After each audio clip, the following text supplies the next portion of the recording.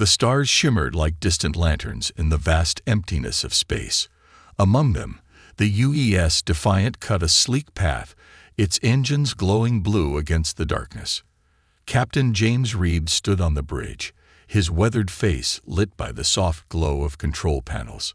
"Status report, Mr. Parker," Reed said, his voice calm but firm.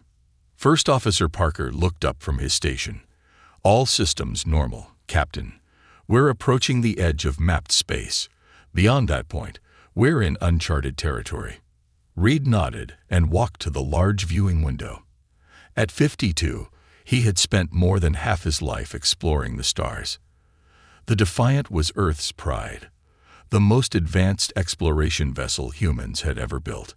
Its mission was simple: push further, learn more, find what lay beyond. "Send our position to command," Reed ordered.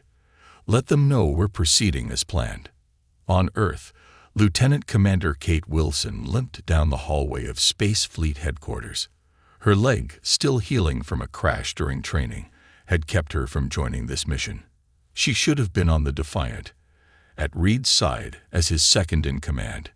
Instead, she was stuck reading reports and answering to Admiral Thomas Gray. "You wanted to see me, sir." Kate entered Gray's office and saluted.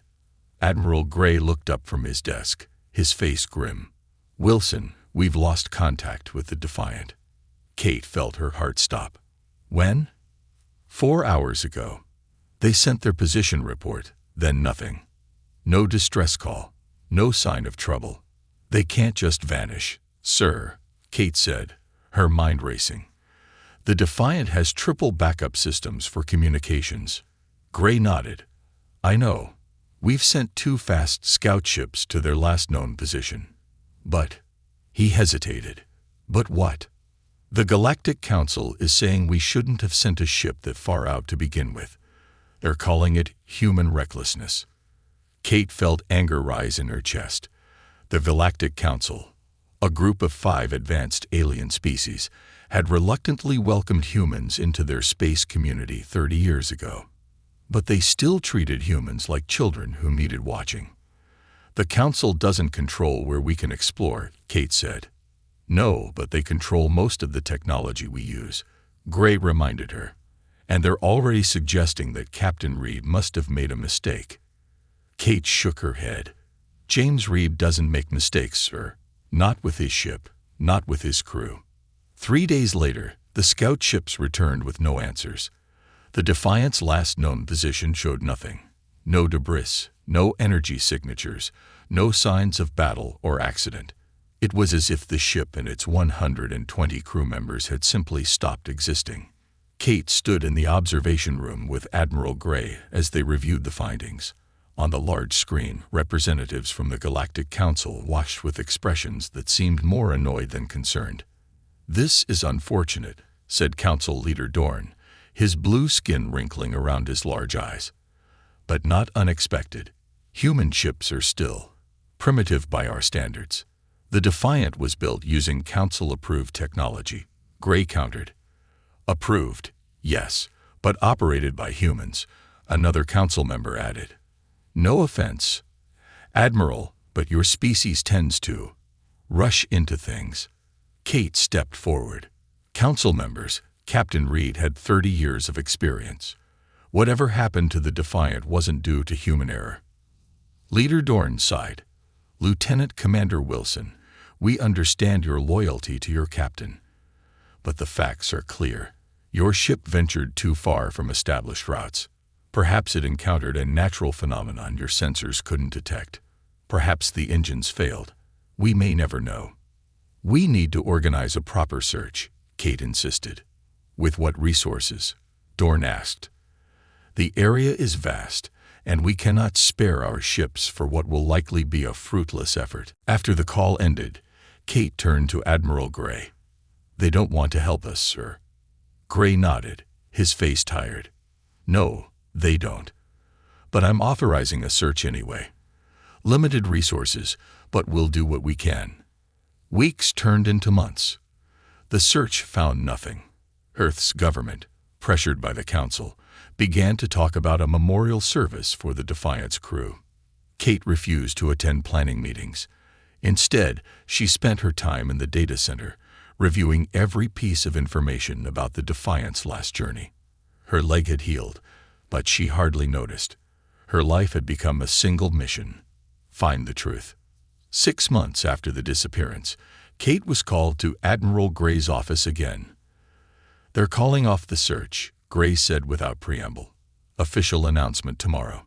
The Defiant and her crew will be declared lost in the line of duty." Kate felt cold. "We can't give up, sir." "It's not my decision, Wilson. Orders from above. The Council has made it clear they consider this matter closed."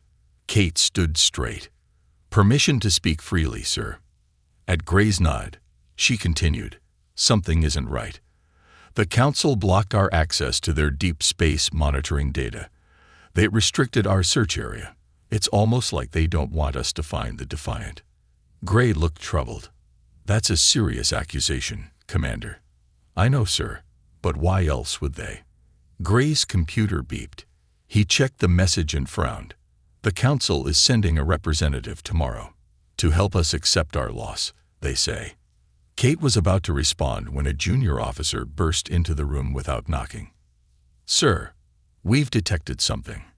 The young man was out of breath. "A signal, sir, just for a few seconds.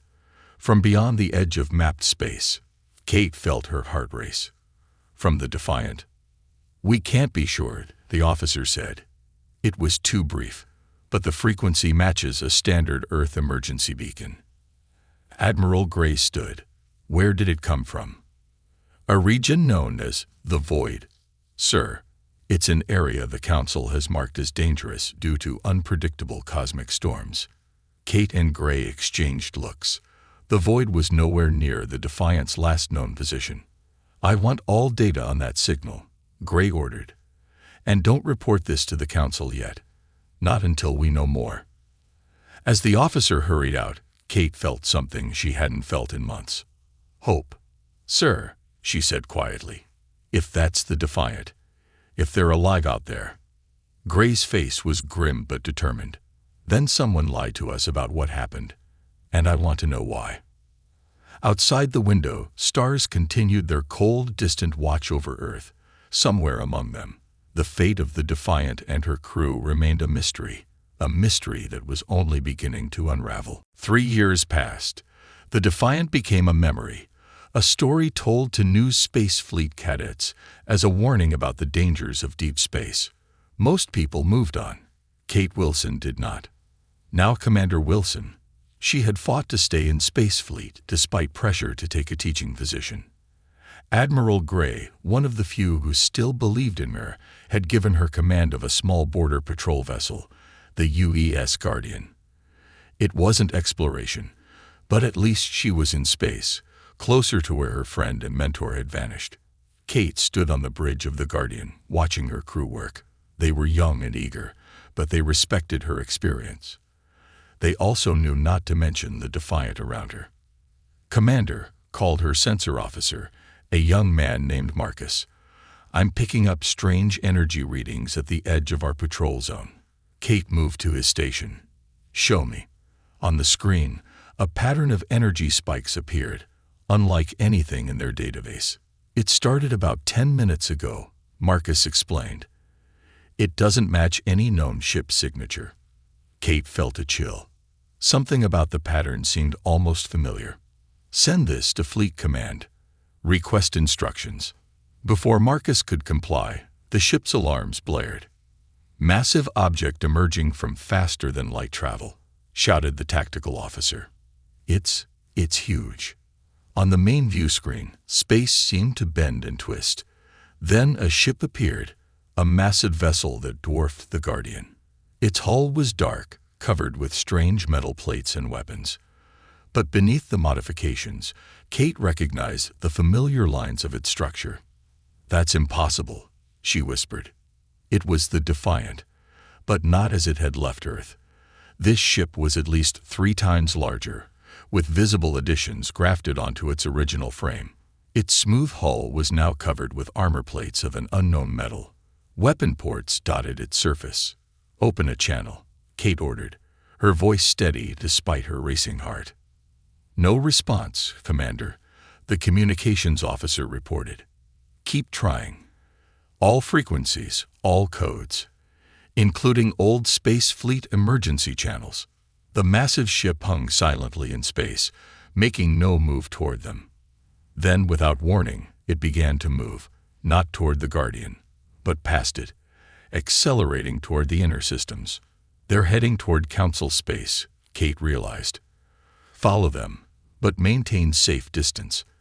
As the Guardian changed course to follow, emergency calls began flooding their communication system.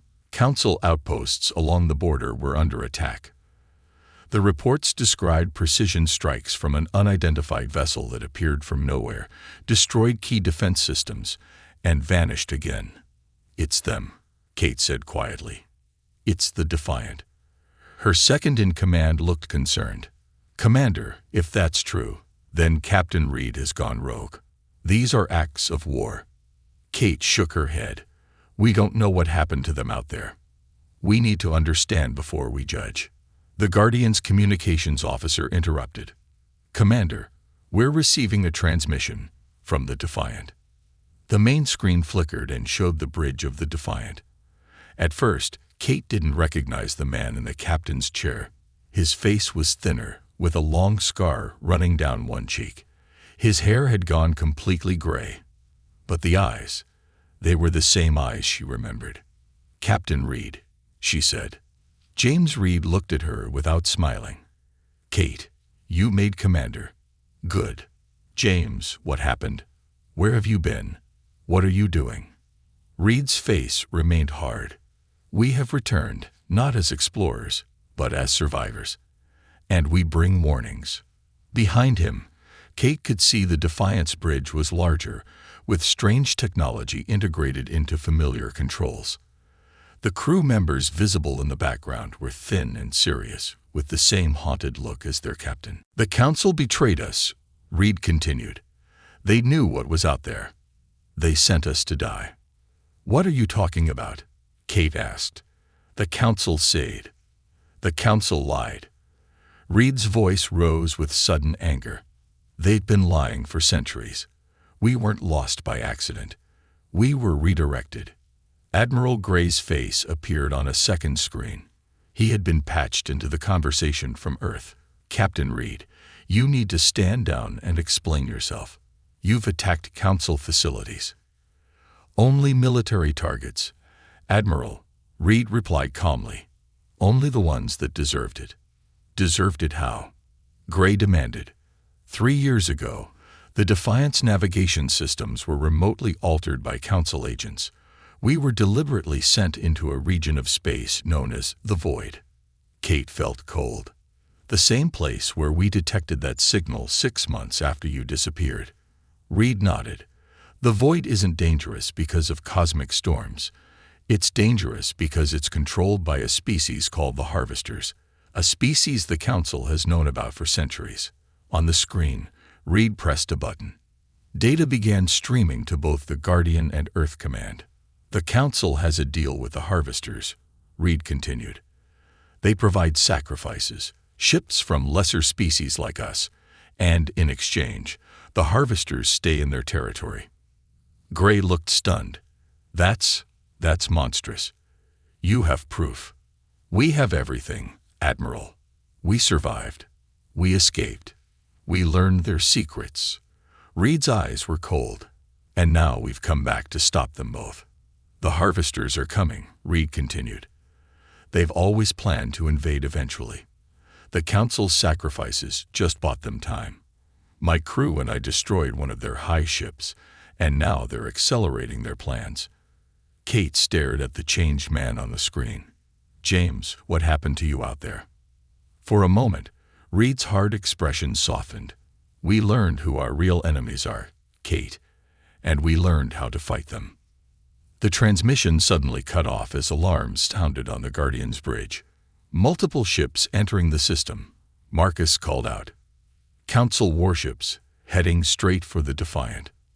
On the screen, they watched as the massive, modified Defiant turned to face the incoming Council fleet, Weapons ports opened along its hull. "All council vessels, stand down." Reed's voice came through an open channel. "We don't want to destroy you, but we will if we must."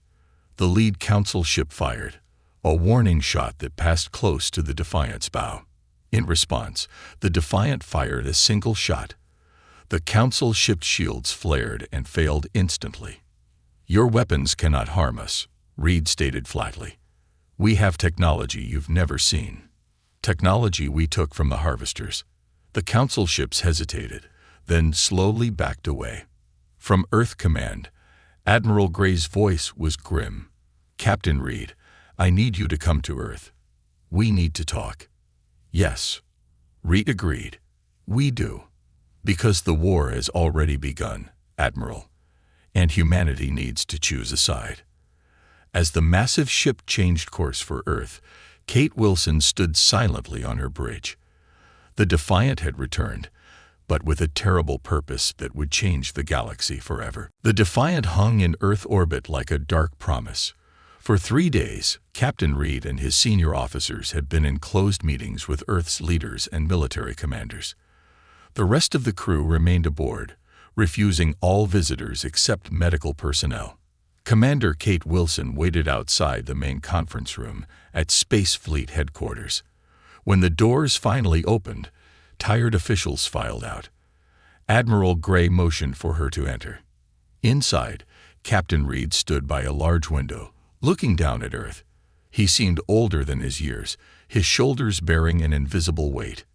"James," Kate said quietly. He turned, a ghost of a smile crossing his face. "Kate, I'm glad you're here. How did you survive?" she asked, the question that had burned in her mind for 3 years. Reed gestured to the conference table, where a holographic display showed the void region. "When we realized our navigation had been tampered with, it was too late. We were pulled into the void by some kind of energy net, harvester technology. They capture ships that way." The hologram changed to show an enormous structure, part ship, part living organism. "A harvester high ship," Reed explained.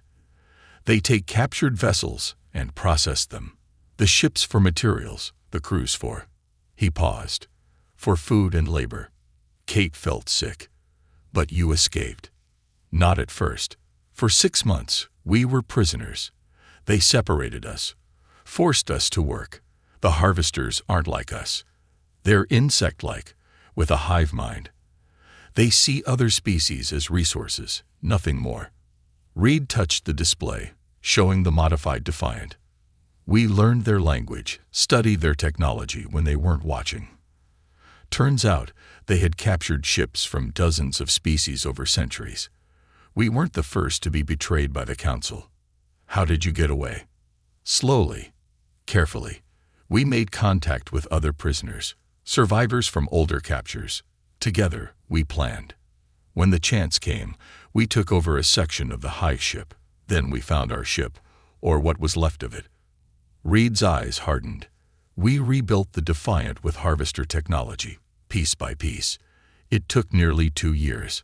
We fought our way out, destroying one of their smaller hive ships in the process. And then we came back to warn Earth."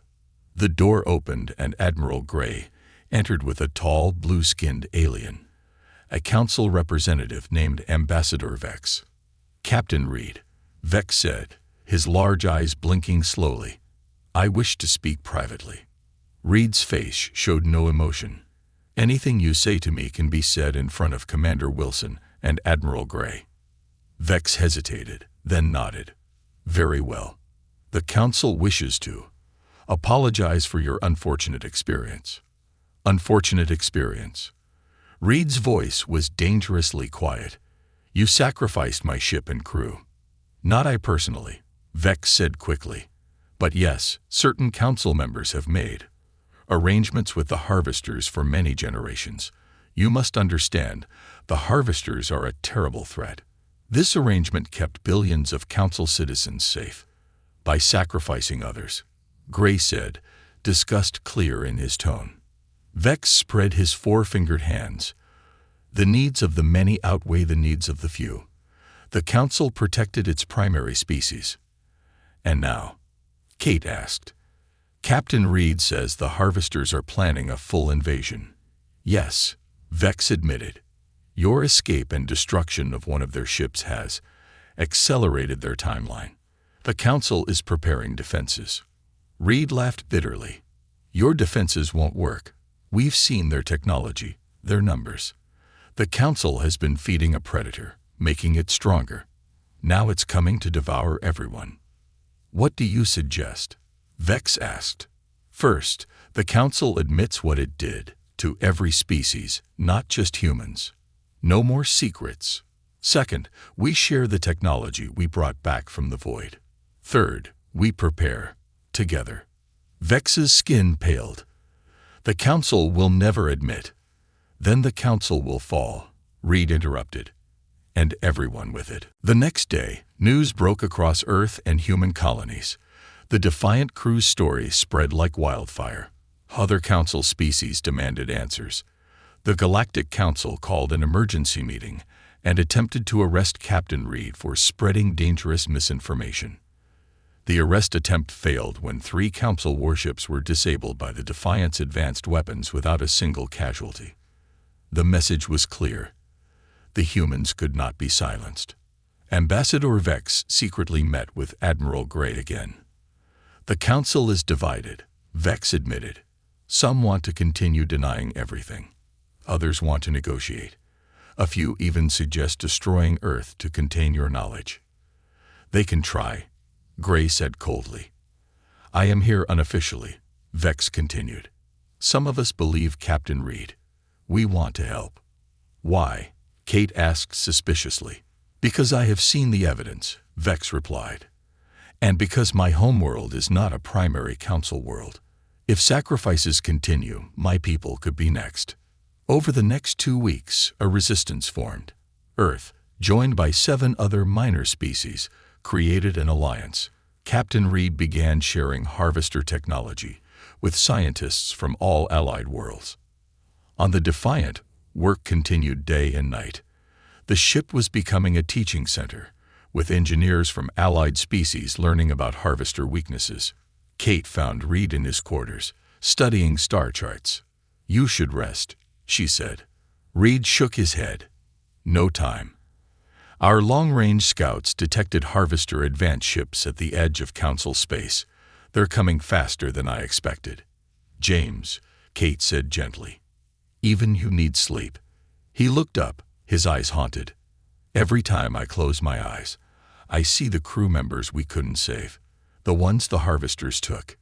Kate placed her hand on his shoulder. We'll make it right.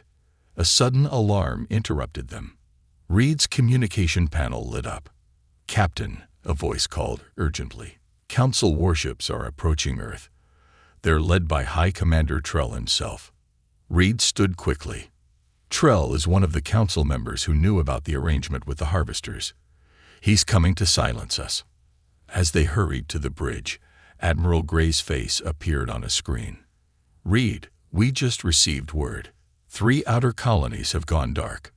No communication, no distress calls. It's starting, Reed said grimly. The Harvester invasion. On the bridge, Reed took command. His crew, the survivors who had been through hell with him, moved with practiced efficiency. The Council fleet or the colonies? Kate asked. Which do we deal with first? Reed's face showed the weight of command. We can't fight both the Council and the Harvesters. We need allies, even reluctant ones. He opened a channel to the approaching Council fleet. High Commander Trell, while you're trying to cover up your crimes, the Harvesters have already begun their attack. 3 colonies are gone. Trell's reptilian face appeared on screen. More of your lies, human. Check your long-range sensors, Reed suggested calmly. The colonies at Proxima, Vega, and Taw City, all gone. The Harvesters left no survivors when they attacked your shipyards last month. They'll leave none now. Trell's eyes widened as reports came in confirming Reed's words. Now you have a choice, Reed continued. Continue your attack on Earth and ensure that none of us survive what's coming, or join us and maybe, just maybe, we all have a chance. The bridge fell silent, waiting. The future of humanity, perhaps all species, hung in the balance. High Commander Trell's face on the screen showed conflict. His scaled skin darkened with emotion as reports of the destroyed colonies continued to come in. "This changes nothing," Trell said finally. "The Council still demands your surrender." Captain Reed stood firm on the Defiance Bridge. "You're making a mistake, Commander. We don't have time for this." "Captain," Kate whispered urgently, more reports coming in. 5 more colonies gone dark, 2 Council worlds among them. Reed nodded grimly. "Trell, check your updates. The Harvesters have hit Council planets now. This isn't about politics anymore. It's about survival." The communication suddenly cut off. The Council fleet remained in position, weapons ready but not firing. "They're arguing among themselves," Reed said. "Good. We need time." He turned to his crew. "Begin Protocol Wrath." Throughout the Defiant, crew members moved with purpose. In the ship's new sections, built with Harvester technology, engineers activated systems that hummed with strange energy. Reed turned to Kate. "Commander Wilson, you're taking command of the Guardian. I need you to lead a special mission." "I've been trying to get back to my ship," Kate replied. "But Earth Command wanted me here for the negotiations." "There's no more time for talk," Reed said, handing her a data device. "This contains everything we know about Harvester weak points. Your ship has been fitted with modified weapons based on our designs." Kate took the device. "What's the mission?" "We detected Harvester scout ships, cloaked, nearly invisible to standard sensors. But we know how to find them." Reed brought up a star map showing red dots throughout Earth's solar system. "They're already here, watching, gathering data. Your job is to eliminate them before they can report back." Kate studied the map. "There are dozens of them, and you'll have dozens of ships. Every vessel we've been able to modify is joining your task force." As Kate prepared to return to the Guardian, Admiral Gray arrived on the bridge. His uniform was wrinkled, his face tired from endless emergency meetings. "The Council fleet is standing down," Gray reported. "Trell is returning to Council space to defend their core worlds." "They're abandoning us," Reed said flatly. "Not entirely. Ambassador Vex and representatives from 5 other species are staying to help. The Council is fracturing over this crisis." Reed nodded. "It's a start. What about Earth's defenses? Every ship we have is being armed with your modified weapons. The ground-based defense grid is being upgraded too, but it will take time."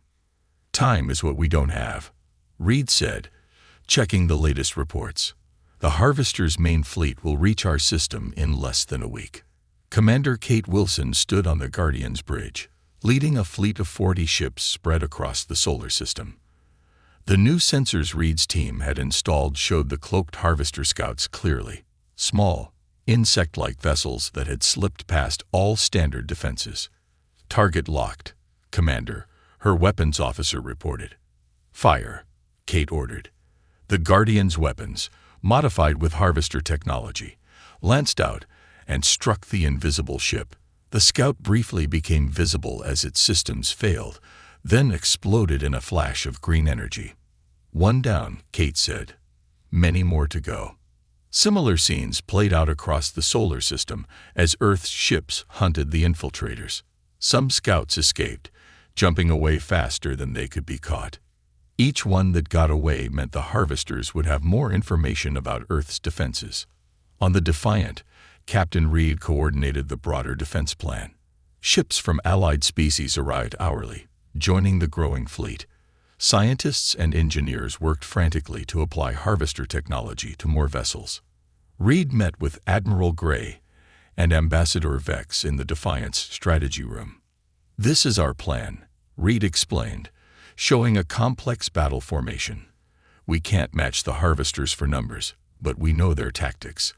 They attack in waves, overwhelming defenses with sheer force." "How did you learn so much about them?" Vex asked. Reed's eyes darkened.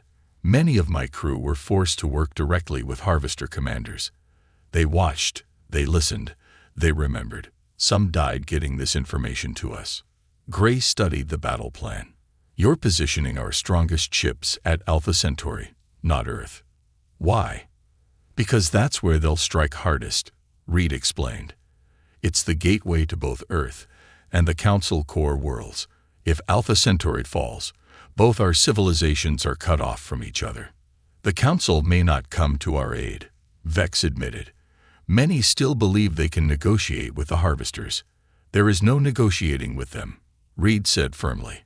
We tried. My communications officer spent months learning their language. They see other species as resources, nothing more. A message interrupted their meeting. Kate's face appeared on a screen. Captain, we've eliminated 28 scout ships, but at least 15 escaped. And we've discovered something worse. Her expression was grim. The Harvesters have a planet-killer weapon. We found evidence in one scout's data core before it self-destructed. Reed's face showed no surprise. We suspected as much. During our escape, we saw them testing such a weapon. It creates a chain reaction in a planet's core, causing it to collapse. Vex gasped. By the stars, if they use that on a primary world, then millions die instantly, billions more as the planet breaks apart. Reed finished. Now do you understand why the Council's policy of appeasement was always doomed to fail? The Harvesters won't stop until they've consumed everything. 3 days later, the first wave of the Harvester fleet arrived at the edge of the solar system. Massive high ships, each carrying thousands of smaller attack craft, moved toward the waiting defense fleet. Kate's ship, the Guardian, had joined the main fleet after hunting down the last of the scouts. She watched from her bridge as the enormous enemy vessels approached. They're so big, her first officer whispered. Size isn't everything, Kate replied, though she felt the same awe and fear. Remember your training. Their ships are powerful, but slow to maneuver.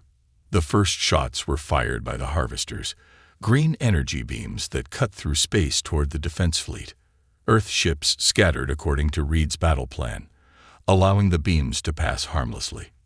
Return fire, Reed commanded from the Defiant, which led the center formation. Hundreds of modified weapons fired simultaneously. The Harvester shields held against most, but some shots penetrated, causing visible damage to the lead high ship. It's working, Gray exclaimed from Earth Command. Reed's expression remained tense. That was only their first wave. They're testing our defenses. As if confirming his words, thousands of smaller ships launched from the high vessels, swarming toward the defenders like angry insects. All ships, execute pattern wrath, Reed ordered calmly. The human and allied fleet broke into smaller, precise formations, a tactic Reed had learned during his captivity. The Harvester swarm, expecting their targets to clump together defensively, found themselves attacking empty space as Earth ships slipped between their formations. They fight like they think, Reed had explained during training. As a hive mind, they expect unified, predictable responses. We'll fight as individuals within a plan. For hours, the battle raged across the solar system. Ships were lost on both sides, but the defense was holding. Barely. Then the largest high ship moved forward, powering up a massive weapon at its center. That's it, Reed said quietly. The planet killer. Target? Gray asked anxiously. Reed checked his instruments. Not Earth. They're aiming for Mars.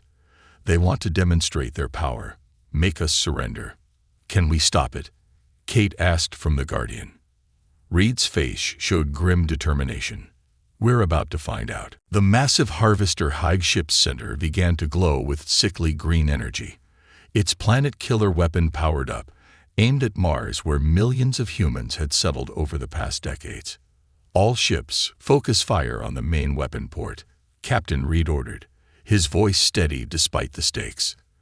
The Defiant led the charge, its engines pushing to maximum as it raced toward the enormous enemy vessel.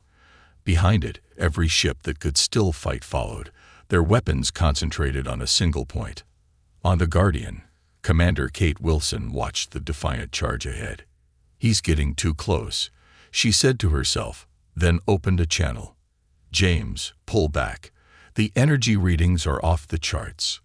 "No time," came Reed's terse reply. "Keep your formation, Commander." Admiral Gray's voice broke in from Earth Command. "Reed, what are you doing? The Defiant can't withstand that kind of energy at close range." "Trust me," Reed said. "I know these ships better than anyone. There's a weakness in their main weapon, but we have to hit it at exactly the right moment."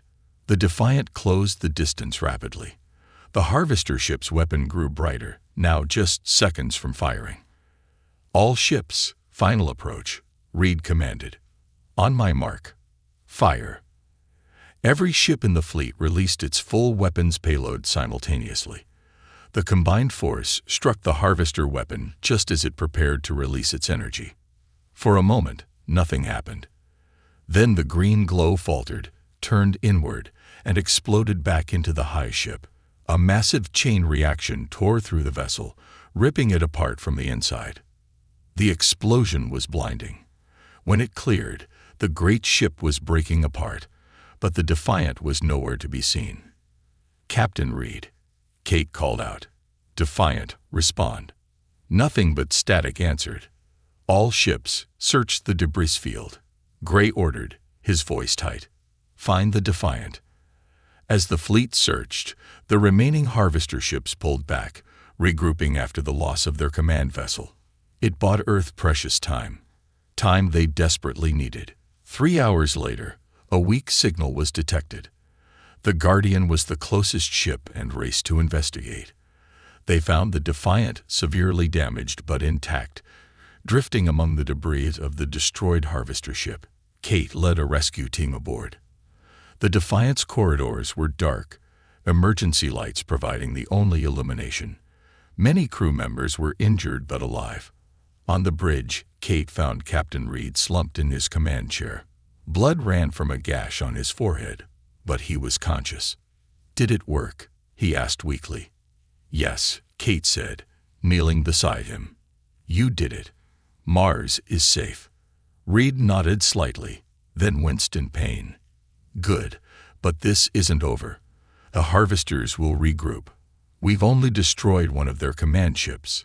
Right now, you need medical attention," Kate insisted. As medical teams worked to stabilize the injured, Reed called Kate and Admiral Gray to his private quarters. Despite his injuries, his mind remained focused on the bigger threat. "The Harvester fleet is still out there," Reed said, studying reports on a small screen. "They're regrouping at the edge of the system. We have maybe 2 days before they attack again." "We can't survive another assault like that," Gray said grimly. "We lost 30% of our fleet." Reed nodded. "That's why we need to strike at their heart now, while they're wounded. I've learned something critical about the Harvesters during our captivity." He brought up an image of a strange, organic-looking structure. "This is their hive core. Each command ship contains one. It's a biological computer that connects to the Harvester hive mind. Destroy it, and the entire hive structure falls apart." "How do we reach it?" Kate asked. "It must be heavily protected." "It is," Reed confirmed, "from the outside. But if a small team could get aboard their main command ship..." He let the implication hang in the air. Gray shook his head. "That's suicide." "Perhaps," Reed admitted, "but it's our only chance to end this."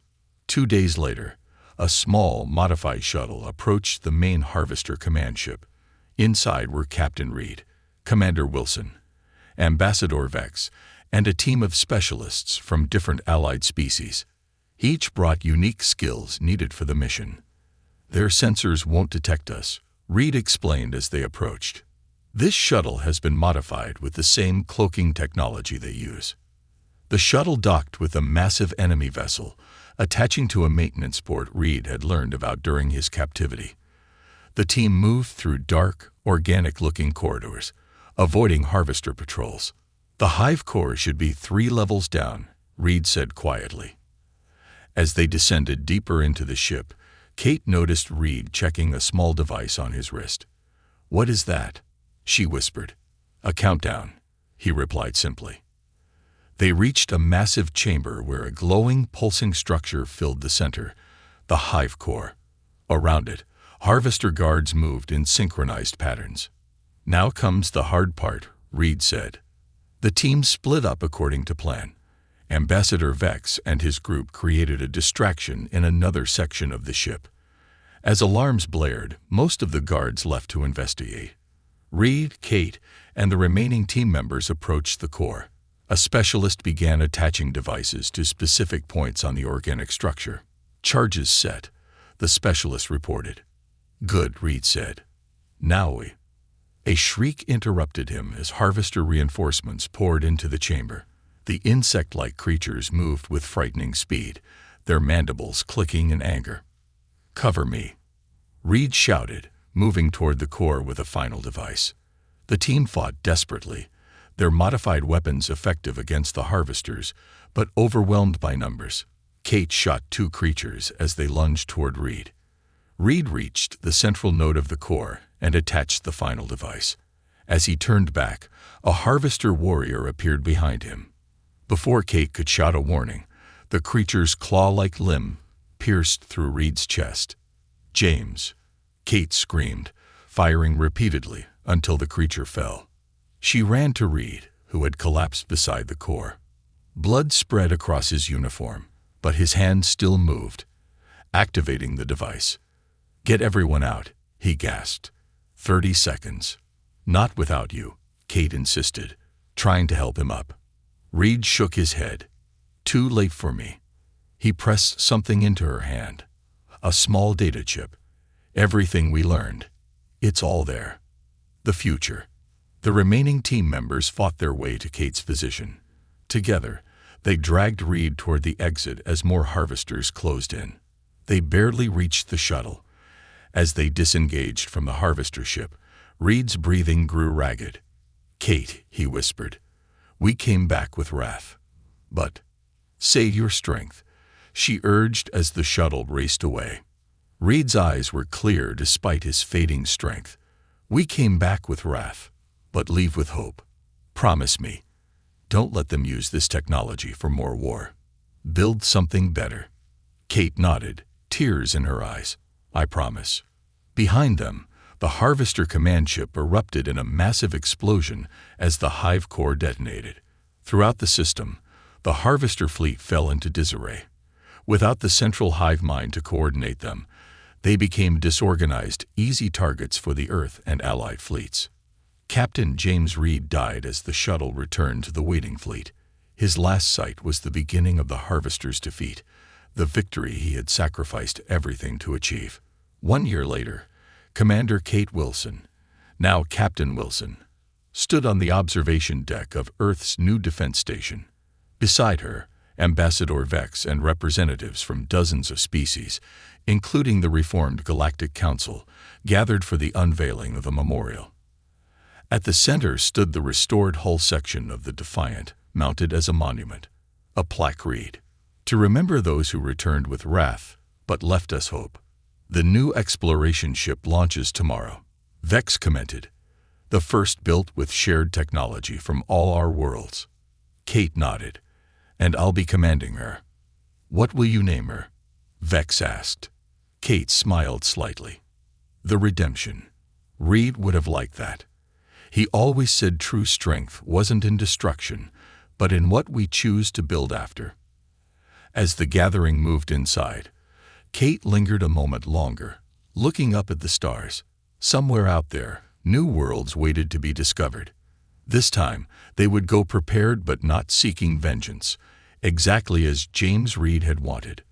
The lost ship had returned with wrath, but its legacy would be peace. Commander Jack Miller stood at attention as Admiral Ford handed him the tablet with his new orders. His face remained neutral, but inside, disappointment churned like a storm. After 15 years of loyal service and multiple commendations, this was his reward. "The U.S. resilient, sir?" Miller asked, scrolling through the assignment details. Admiral Ford nodded. "I know it's not what you expected, Miller, but it's what Earth needs right now." What Earth needed apparently, was to send one of its oldest warships on a glorified parade route through Galactic Council space. The Resilient was a relic from before the Void War, a conflict that had nearly wiped out humanity before the Council races arrived to help. Now Earth was the newest, weakest member of their Grand Alliance, and Miller was being sent to show off an antique. "When do I leave?" Miller asked, tucking the tablet under his arm. "Tomorrow. Your crew has already been selected." The Admiral looked out the window at Earth's orbiting shipyards, where sleek alien vessels dwarfed human designs. "Remember, this mission is about building goodwill. The Council saved us. Now we need to show we're worth saving." Miller nodded stiffly. What the Admiral didn't say, what nobody said aloud, was that Earth was still proving its usefulness to its new alien friends. The Resilient looked exactly like what it was, a 20-year-old warship that had barely survived the Void War. Its hull was patched in places, its once sharp angles softened by repairs. In the shadow of the modern ships surrounding it in the docking bay, it looked like a child's toy. Miller walked up the boarding ramp, where a small welcoming party awaited. His new second-in-command, Lieutenant Tom Reed, stood at the front. "Welcome aboard, Commander," Reed said, saluting sharply. He was young, too young, Miller thought, with bright eyes that hadn't seen enough battle. "We're honored to serve under you." "Save the honor for when we've done something worth it," Miller replied, returning the salute. "Show me my ship." The tour revealed exactly what Miller had feared. The Resilient was functional but outdated. Its weapons systems were generations behind current standards. Its engines were reliable but slow compared to the Council ships that could cross galaxies in weeks instead of years. It had been retrofitted with basic Council translation technology and communication systems, but everything else was purely human and purely obsolete. "And this is your engineering chief, Sam Wilson," Reed said as they entered the engine room. Wilson was elbow-deep in an open panel, tools scattered around. Unlike Reed, Wilson looked older than her years, with calloused hands and eyes that had seen one too many emergency repairs. "Chief," Miller nodded. "How's she running?" Wilson wiped her hands on a rag. "She's running, sir. That's about the best I can say. They pulled her out of the mothball fleet 6 months ago. I've been trying to get her battle-ready ever since." "We're not headed for battle," Miller reminded her. "Just a friendship tour." Wilson's expression said what Miller was thinking. In space, everything could become a battle in seconds. The last crew member he met was the most unusual. Officer Gray was an alien liaison assigned by the Council, tall, with pale blue skin and 4 arms. Gray's species, the Archon, had been among the first to welcome humans into the galactic community. "Commander Miller," Gray said, its voice translated through the small device at its throat. "I look forward to helping you navigate Council customs and protocol." Miller nodded politely. "And I look forward to your insights, Officer Gray." In his quarters that night, Miller reviewed the mission details again. 6 stops at different Council worlds, showing the flag, attending diplomatic functions, letting Council scientists and military experts study human ship design. It was a zoo exhibition, not a mission. Their first stop was Taylor Prime, home of the bird-like Tellarans who specialized in advanced weapons technology. The Resilient dropped out of FTL on schedule, its engines groaning with the effort. Communications from the Tellaran High Command. "Sir," Reed reported from his station. "They're sending an escort." 3 sleek Tellaran vessels approached, each half the size of the Resilient. But Miller knew, carrying twice the firepower. "They're hailing us, sir." On screen, Miller ordered, straightening his uniform. The screen filled with the image of a Tellaran commander, its feathered crest rising above yellow eyes that studied Miller with unconcealed curiosity. "Commander Miller of Earth," the Tellaran said. "Welcome to Taylor Prime. We have prepared a berth for your historic vessel." The slight pause wasn't lost on Miller. "Thank you, Commander. The U.S. Resilient is honored to visit your world." The welcoming ceremony was worse than Miller had imagined. A crowd of Teleran officials and scientists circled the Resilient as it docked, pointing and chattering. Miller led his senior staff down the ramp, where they were met by Teleran Diplomatic Minister Krek. "Welcome, humans," Krek said, spreading his wing-like arms. "We are most interested in examining your warship.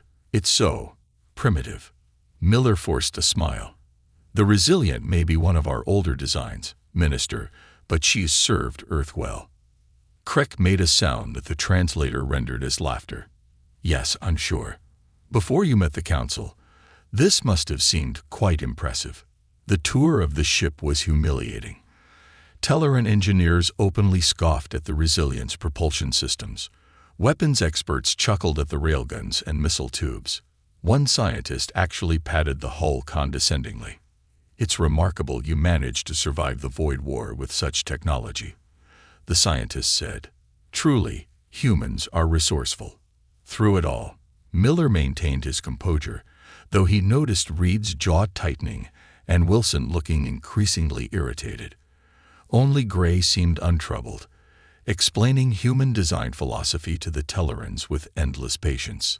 That evening, at the formal reception, Miller stood with a glass of something like wine, watching Teleran officials mingle with his crew.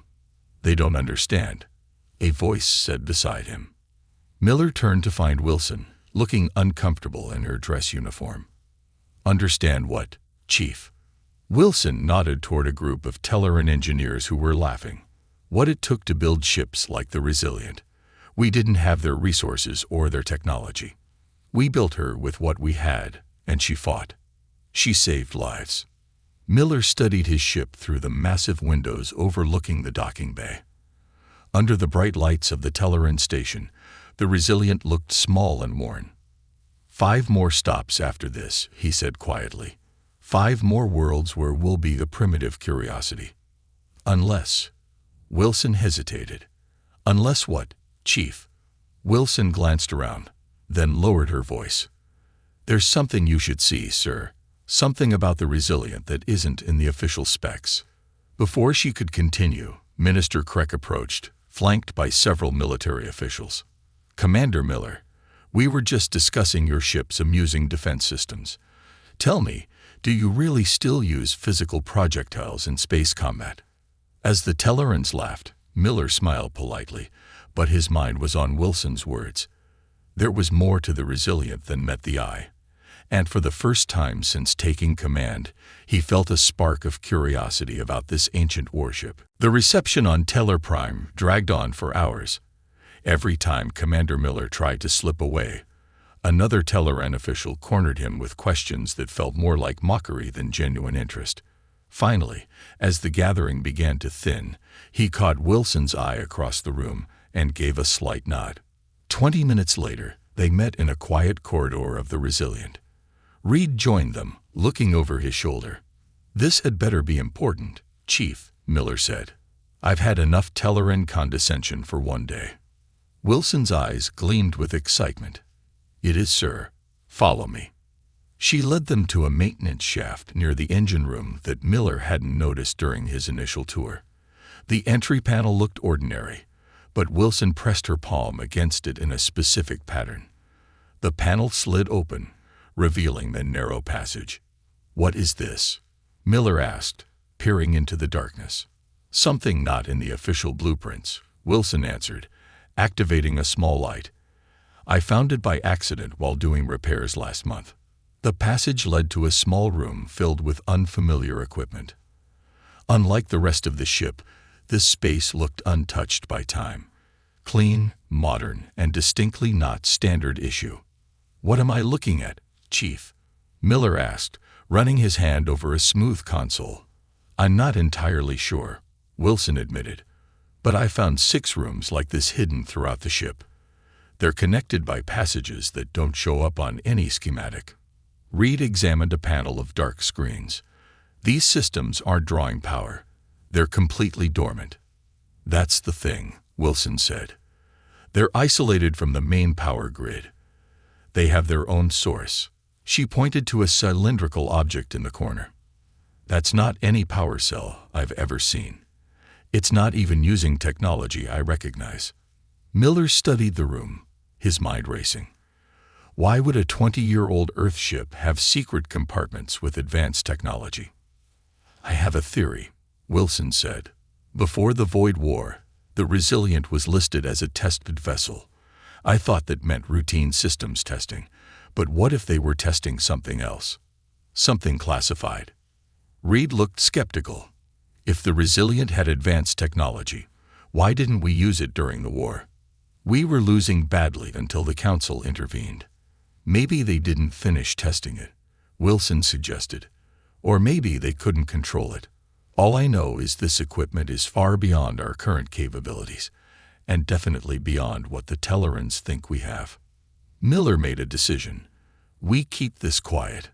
No reports back to command yet, and definitely nothing to Officer Gray or our Tellaran hosts. Chief, I want you to figure out what these systems do without activating them. Reed, run background checks on the original design team of the Resilient. See if there's any mention of experimental technology. Both officers nodded, and Miller felt something he hadn't felt since receiving this assignment: purpose. While Wilson explored the hidden compartments, Miller maintained the diplomatic facade. The Resilient left Tellar Prime 3 days later, heading toward their next destination, a gas giant called Vorko, where the crystalline Vor species maintained massive floating cities. On the 4th day of their journey, Reed requested a private meeting. Miller found him in his quarters, surrounded by data tablets. I found something, sir, Reed said, his voice low despite their privacy. Project Phantom. It was a black-budget research initiative from about 25 years ago, right when the Resilient was being designed. Miller scanned the heavily redacted documents. What was Phantom? Most of it's classified beyond my clearance, but from what I can piece together, it involved studying recovered technology. Reed hesitated. Void technology. Miller's head snapped up. We had void tech before the war. Reed nodded. Apparently, we had encountered void scouts decades before the main invasion. A small ship crashed in the Pacific Ocean. The crew died, but the ship was mostly intact. And they built that technology into the Resilient. Not exactly. They studied it, tried to understand it. The Resilient was designed with compartments for experimental systems based on the void tech, but according to these records, the project was shut down before completion. Too dangerous, too unpredictable. Miller thought about the dormant systems Wilson had found. So the ship was launched with experimental compartments, but without the actual technology installed. That's what the official record says, Reed answered. But what if they installed some of it anyway? What if someone continued the project off the books? Before Miller could respond, his comm beeped. Wilson's voice came through, tense with excitement. Commander, I need you in hidden compartment 3. Now, the compartment was larger than the first one Miller had seen. Wilson stood before a holographic display, her face bathed in blue light. I found a way to give these systems minimal power, she explained. Just enough to access their memory banks without bringing them fully online. The hologram showed a 3-dimensional schematic of the Resilient, but not as Miller knew it. This version had additional structures, systems that wrapped through the ship like a second skeleton. That's not all, Wilson said, swiping to a new display. I found logs, text and video from the original project team. A man's face appeared in the hologram, his expression grave. Project Phantom, Log 47. We've successfully integrated the phase shift technology into the secondary hull structure. Preliminary tests show 60% effectiveness in deflecting energy weapons. If we can reach 80%, this could change everything about space combat. Wilson tapped another control, and the face changed to a woman with tired eyes. Project Phantom, Log 112. The neural interface is proving problematic. The system wants to connect more deeply than our safety protocols allow. Martin thinks the Void designed their ships to form symbiotic relationships with their pilots. The implications are unsettling. More logs followed, reports of breakthroughs and setbacks, Discussions of technology decades ahead of current Earth capabilities. The last entry is from 2 days before the Resilience official launch, Wilson said, pulling up a final recording. A different man appeared, his uniform indicating high rank. Executive Order 7734 has shut down Project Phantom. All materials are to be removed from the test vessel. However, I will not, destroy what we've built. The void is coming. We know this now. They're not sending scouts anymore. They're sending an armada. The council races won't help us. They don't even know we exist yet. We'll hide the technology within the Resilient. We'll disguise it as a conventional warship. When the time comes, if the time comes, someone will find what we've left behind. The recording ended, leaving the 3 officers in silence. That was Admiral Jensen, Reed finally said. He disappeared during the first year of the Void War. His ship was destroyed in the Battle of Europa. Miller looked at the dormant systems with new eyes. He knew, somehow, he knew the void was coming. And he tried to prepare. Sir, Wilson said, I think I can activate these systems. Not all at once, but gradually, system by system. If we do this, there's no going back, Miller warned. If the Council discovers we have void-derived technology, they'll what? Reed asked. Help us more. They already treat us like children playing with dangerous toys. Before Miller could respond, the ship's alert sounded. His comm beeped, and Officer Gray's voice came through. Commander Miller to the bridge. We're receiving a distress signal from nearby space. It appears to be from a human vessel. Miller exchanged looks with Reed and Wilson. Continue your work, quietly, he ordered. I want to know everything these systems can do.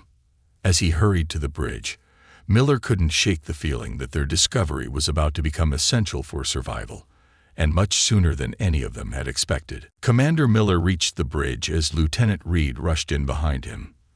The main screen showed static with brief flashes of a distressed human face. Report, Miller ordered, taking his command chair. Distress signal detected 14 minutes ago, sir, the communications officer said. It's from the Green Valley, a civilian research vessel. They're requesting immediate assistance. Miller turned to Officer Gray, who stood watching with all 4 arms clasped behind its back. What do we know about this sector? It is sparsely populated, Gray replied. There is a small human research colony on Daris IV, approximately 3 hours from our position at maximum speed. That's where the signal is coming from, Reed confirmed, checking his console. Miller made a quick decision. Helm, set course for Daris IV, maximum speed. Communications, inform Earth Command of our detour. As the Resilience engines strained to increase speed, Miller noticed Gray watching him with an unreadable expression. Is there a problem, Officer Gray? No problem, Commander, Gray said smoothly. I am merely surprised. This vessel is not equipped for rescue operations.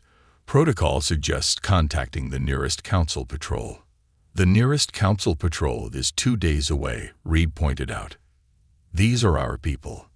Gray inclined its head slightly. Of course, I merely mentioned protocol. The journey to Daris IV was tense.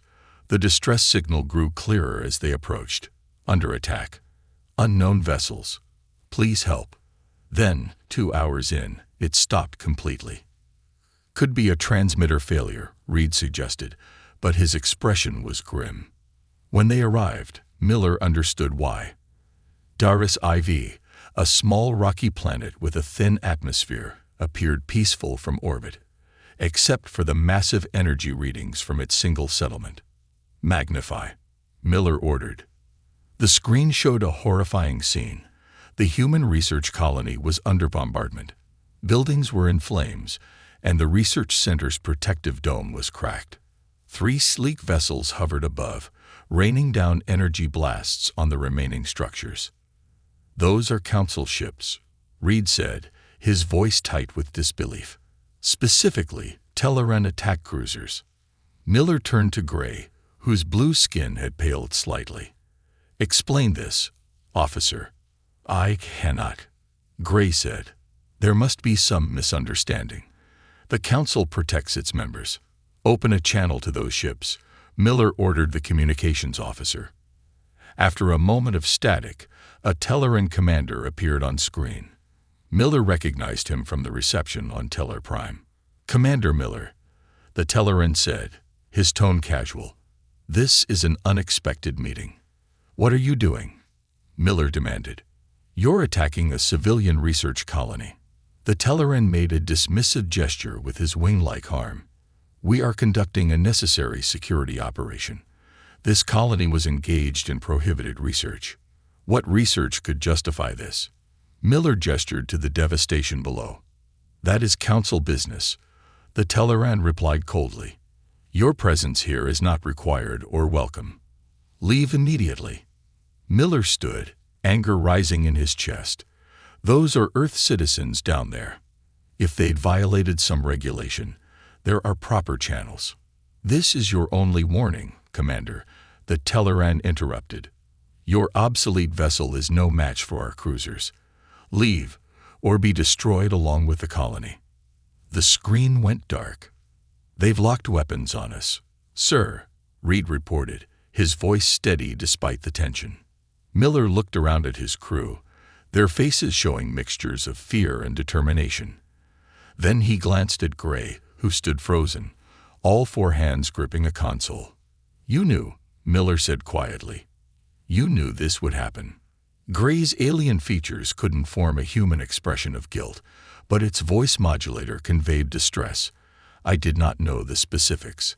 I was told certain human colonies were engaging in dangerous research related to void technology. Research that could draw the Void Armada back to this sector. And this justifies massacre, Reed demanded. Sir, the censor officer interrupted. I'm picking up strange readings from the colony. There's some kind of transmission being sent from the main research building. It's not like anything I've seen before. Miller made his decision. Red alert. Battle stations. Helm. Take us between those cruisers and the colony. As the Resilient moved into position, Miller opened a shipwide channel. This is the commander. We are about to engage 3 Telleran attack cruisers to defend Earth citizens. We are outgunned and outmatched, but we will not abandon our people. All hands, prepare for combat. He turned to Reed. Get to the hidden compartments. Tell Wilson to activate whatever systems she can. We need every advantage. Reed nodded and ran from the bridge. The Resilient positioned itself above the colony, its outdated shields barely deflecting the initial warning shots from the Telleran vessels. They're hailing us again, the communications officer reported. The Telleran commander appeared, his feathered crest raised in anger. This is foolish, human. Your ship will be destroyed in seconds. Maybe, Miller agreed, but we'll make those seconds count. The first real attack came moments later, a barrage of energy weapons that made the Resilient shudder. Alarms blared as systems overloaded. Shields at 40%. The tactical officer shouted. We can't take another hit like that. Miller gripped his chair as the ship rocked again. Return fire. All weapons. The Resilient's railguns and missile tubes responded, but the projectiles were easily deflected by the Telleran's advanced shields. No effect, sir. Miller was about to order evasive maneuvers when the ship suddenly stabilized. The lights flickered, and for a moment, all systems paused. What's happening? Miller demanded. The answer came as Wilson's voice over the comm. Commander, we've activated the first system, a secondary shield array. It's drawing power from the Phantom reactor core. On the tactical display, Miller watched in amazement as a new shield signature formed around the ship, different from the standard bubble configuration. This one shifted and flowed like liquid. The next Telleran blast hit this new shield and dispersed, its energy spreading harmlessly across the surface. Get me firing solutions, Miller ordered, a new confidence in his voice. Before Tactical could respond, Reed returned to the bridge, breathless. Sir, Wilson's accessed more systems. The phase shift technology from the logs. It works. We can modify our railgun projectiles to partially shift out of normal space. They'll bypass standard shields. Miller nodded. Do it. While the Tellarans prepared another coordinated attack, the Resilience weapons were quickly modified. Wilson worked frantically in the hidden compartment, routing power from the mysterious core to the newly awakened systems. Phantom systems online, she reported. Railguns reconfigured. We can fire when ready. The 3 Tellaran cruisers formed a triangle pattern, clearly preparing to finish the annoying human vessel with a single massive strike. Target the lead vessel, Miller ordered. Fire when ready. The Resilience main railgun fired, a single, seemingly ordinary projectile that streaked toward the lead Tellaran ship. The Tellaran commander didn't even bother to adjust his shields, obviously confident in their ability to deflect primitive human weapons. The projectile passed through the shield as if it wasn't there, then solidified inside the ship's hull. The explosion tore a massive hole in the Tellaran cruiser, venting atmosphere and debris into space. On the bridge, a cheer went up from the human crew. Even Officer Gray looked stunned. Target the second vessel, Miller ordered, his voice calm despite the victory, and prepare to receive survivors from the colony. This fight isn't over yet. As the Resilient turned to face the remaining Tellaran ships, Miller couldn't help but think of Admiral Jensen's final log.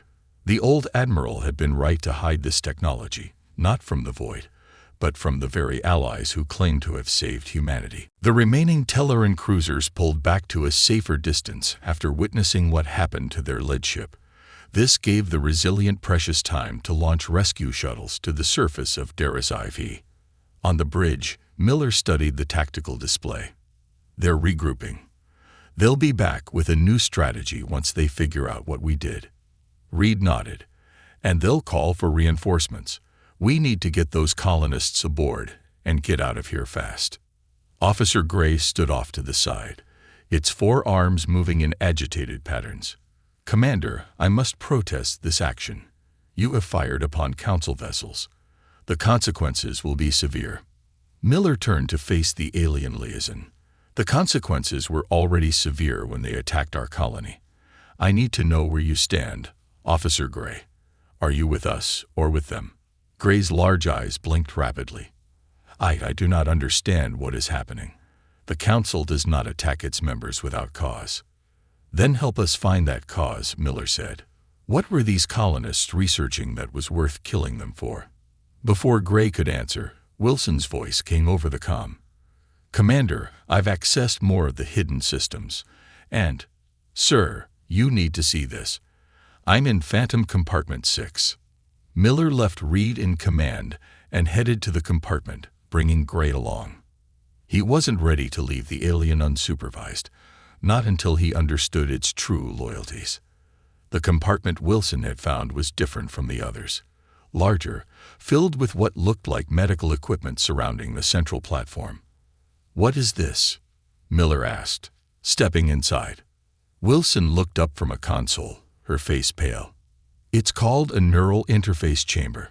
According to the logs, it's designed to link a human pilot directly with the ship's systems.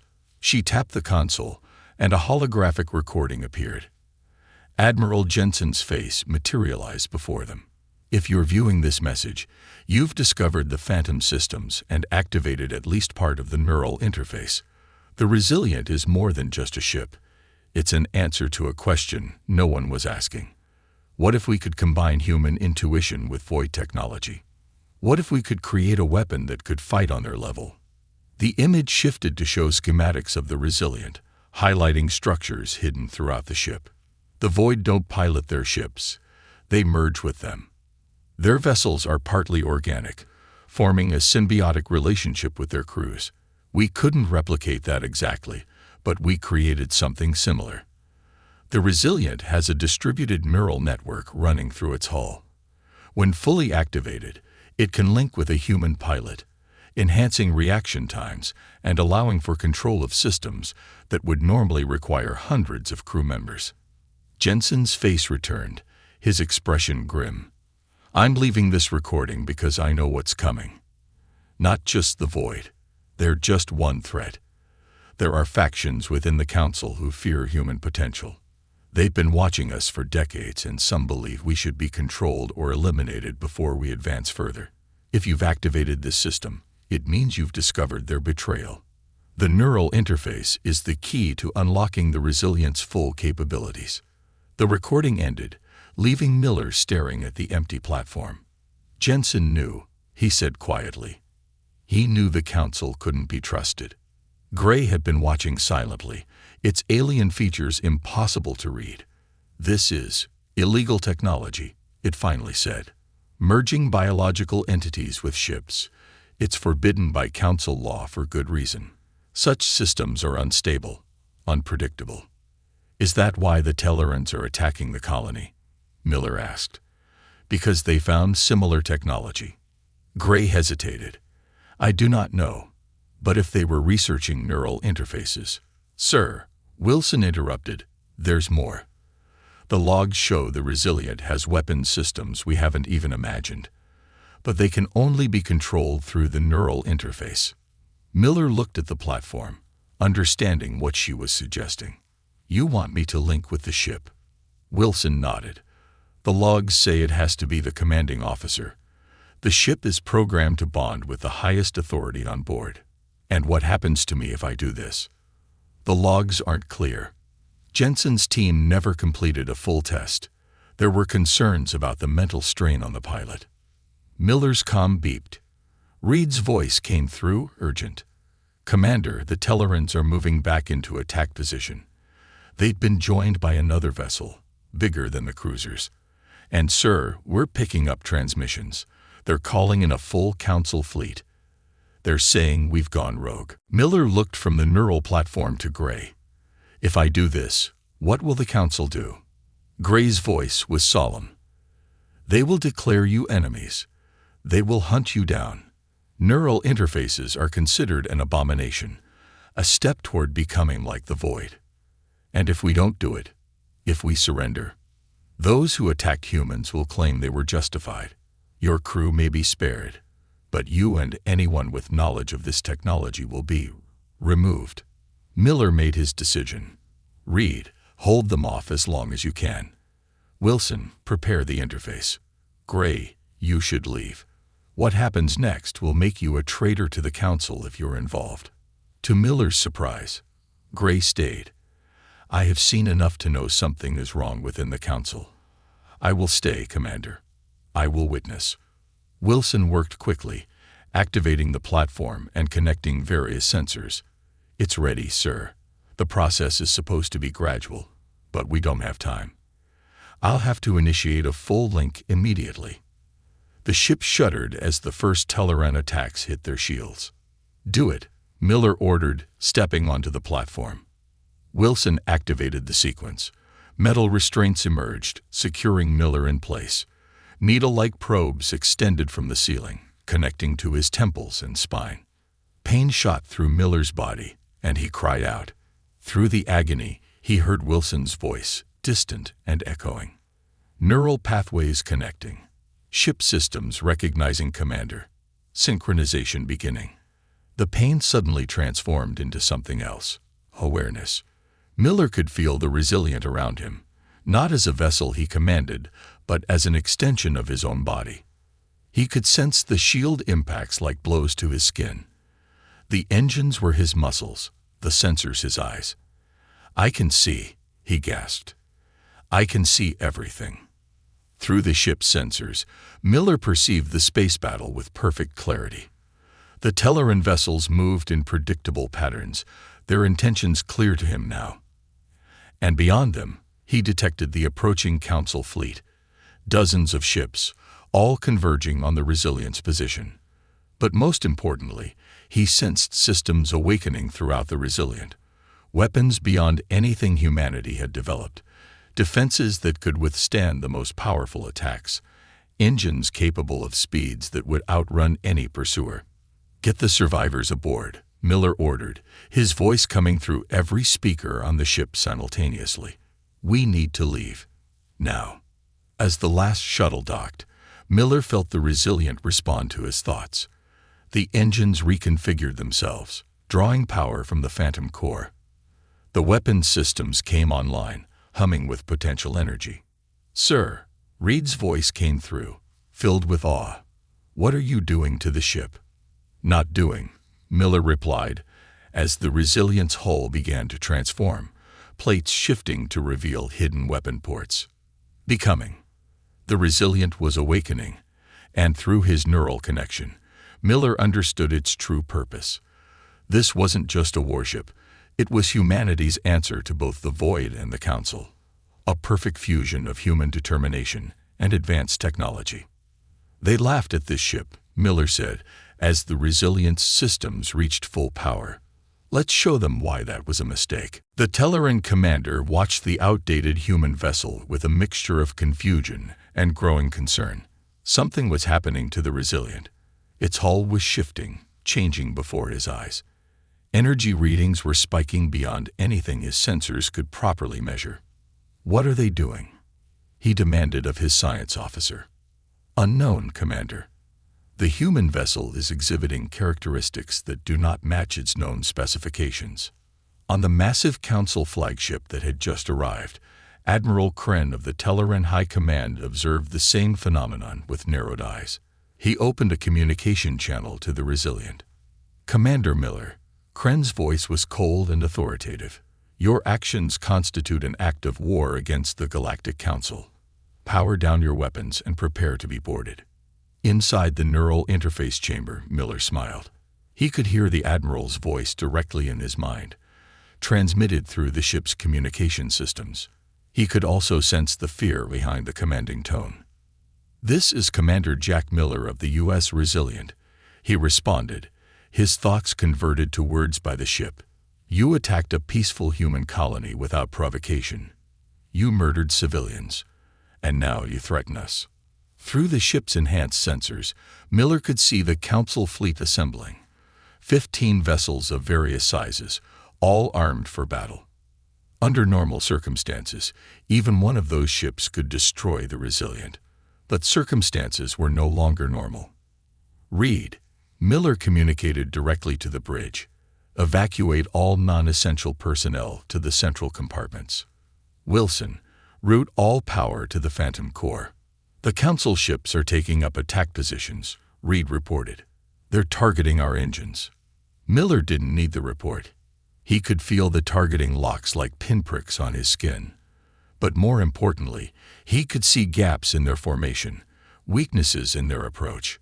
"Officer Gray," Miller said to the alien who stood watching him with fascination, "the Council will label you a traitor for what you are about to witness.